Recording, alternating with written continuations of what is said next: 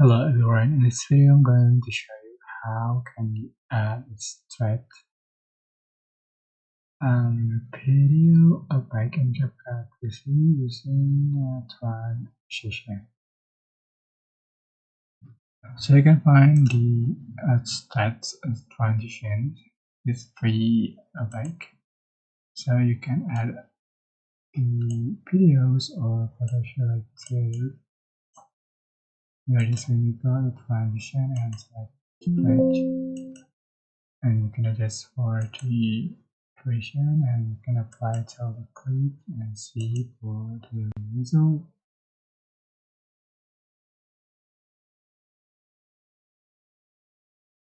Alright, you can combine with effect.